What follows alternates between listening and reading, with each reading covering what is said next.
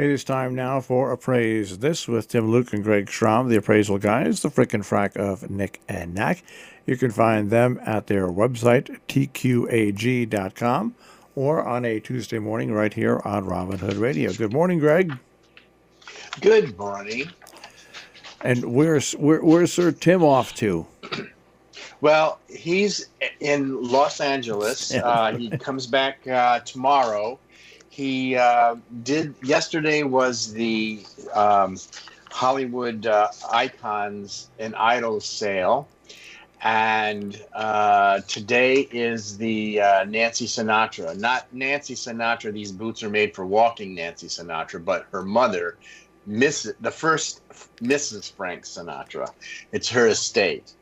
So that'll be done today, and then that's the end of his travels for this entire decade. This is it until next decade. Wow, he's going to wrap it up in big style. Yeah, California dreaming. All right, so we have sleet and snow, and we've got a winter weather advisory for lots of freezing weather today. Did it finally warm up down there again? Well, it did. Instead of snow down here, we've had a lot of rain the past few days, and it's just the absolute nemesis for Christmas lights here in Florida. Tim does. We put out lights around the house at the holidays, and Tim is in charge of the outside. I'm in charge of the inside, and every year we have to worry about when it rains, because as soon as it does, everything shorts out. So, well, you guys just gotta buy heavy duty stuff, you know? Well, I don't understand how they do it on this television show where they've got these homes decorated with hundreds of thousands of lights, and they're on, but I don't know what their secret is, but I wish we knew, because it's so frustrating, because everything just explodes, and we're sitting in the dark, and because you're probably all of that hard work on the outside. You guys are probably using not the big, really thick industrial extension cords. Well, that's the beauty of using these the new lights that are LED. Yeah. You can hook them all together and plug them all into basically one plug, and we do have that, and we've got everything wrapped around to protect the where you plug them together, so no moisture gets in there. But what I'm thinking is, it doesn't matter, because you get a couple of drops of light around a light bulb, and water and electricity don't mix. Let's just be honest. Okay? Let's just cut to the chase. We have these babies covered up with ice and snow and everything, and they stay on for centuries. I keep saying that to Tim. I said, well, how do they get away with this up north? Snow is wet. Well, we have hardier lights up here. That's why we have hardier lights. That's all. That's the answer to that question. Well, I have to tell you, the sale yesterday, I followed it and for a couple of hours, actually. It was a pretty large sale. And one of the things that was up for sale was the first issue of Playboy magazine, signed by Hugh Hefner. And it was these are some of the things that didn't sell in the original Hefner sale. Mm-hmm. And it's interesting, because you would have thought, when the sale originally happened last year, that this would have sold like hotcakes, but we were really shocked that it didn't. But this year they put it back up, and it was estimated at 6,000 to 8,000. Sold right in the mean of the estimate. It sold for $7,600, and because this was the first issue signed by Hugh Hefner, and it had, of course, 1953, it had Marilyn Monroe on the cover. So we thought for sure this was going to go crazy last year. And honestly, I'm a little disappointed. I know $7,600 for a magazine, is outrageous.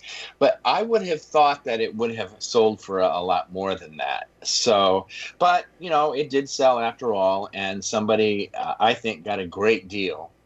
And we'll see what happens in the future if it ever comes up again for sale. So, but the highlight of the sale was the Superman cape from the original Superman movie with Christopher Reeve.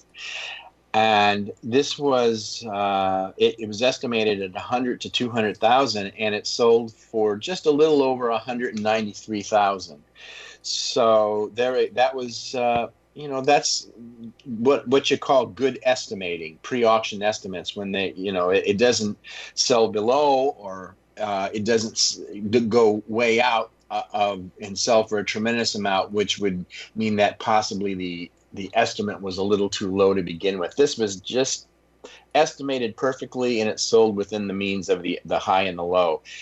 And it was fun to read about this, because this particular cape, this was not the only one. There were several, but this was one of the capes that was in the original that was worn by Christopher Reeve, and they used it as a promotion for the second Superman movie. And they did a national contest, and you had to answer 25 questions, trivia questions about Superman and everything Superman. And there were several thousand entries, and there were only 21 people who answered all 25 of them correctly. Those 25 winners were put in a hat, and Christopher Reeve drew the winner. And the winner ended up winning that original cape. So and there were letters from the studio. There were letters. It was really a fabulous Hollywood lot. And so that was the highlight of the auction. And we'll see there again what will happen in the future when these things come up. But the other thing that was very big in the sale was all of the Star Trek and Star Trek Next Generation costumes and props. It never ceases to amaze me of the popularity of Star Trek and how it continues to increase in value. Not exponentially, but it does hold its value and usually increases somewhat. It seems that that's the trend. So it'll be interesting with all of the new Marvel things that are coming out, and to see how that memorabilia performs in the future, because the old Star Trek stuff is. Those were the days when, they didn't have CGI, and they didn't have all of this digital, artificial intelligence, creating things. So I'm not exactly sure what will come up for sale for these things, but it'll be an interesting thing to keep track of as these things do come up for auction. And usually Julian's ends up with them, because they're sort of the preeminent Hollywood memorabilia and movie memorabilia site to sell. So they have one auction left this year, and it's tomorrow, and it is the sketches of Bob Mackie. So, and they'll end the decade with a Mackie sketch sale, which his things actually do pretty well. And they're actually I would consider them pop culture art, because they're so spectacular. His art, his sketches are always interesting, and they're usually quite beautiful. So it will be interesting to follow that sale tomorrow. Once that's done, we're done. We're done for the holidays, at least. Now, how many sketches are going to be? Are there lots of them? I can't imagine there would be like hundreds of them. No, actually, it's a rather small grouping. I think there are only 15. 15. That's what's online. The auction. So I'm not exactly sure why there are so few, or why they're doing the auction with just 15.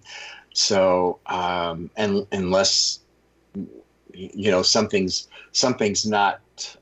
askew in on the internet, but I have been watching it, and there are only, I think, 15 lots that come up online. So it'll be interesting to see how that what that does.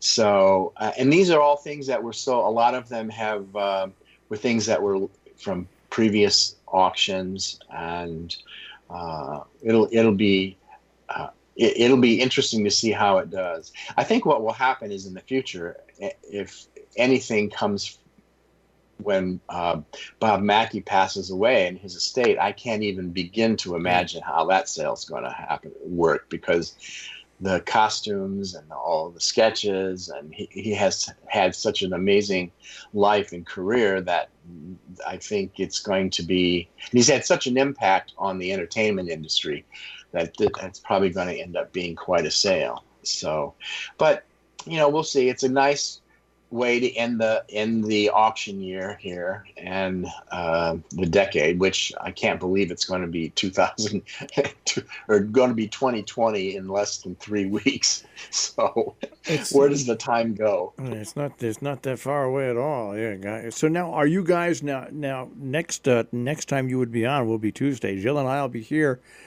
Christmas Eve morning. Would you guys want to do it next Tuesday? Oh, of course. Okay. We have to take the decade out with class. What are you talking about? All right. Well, then we'll check with you guys next Tuesday, and have safe travels back for Tim, and hold down the fort. And I'm telling you, get better extension cords. Oh, yeah. Okay. We'll talk to you next week. Take care. That's Tim Luke and Greg Schramm, the appraisal guys, the frickin' frack of Nick and Knack with Appraise This. Once again, you can find them at tqag.com on the web.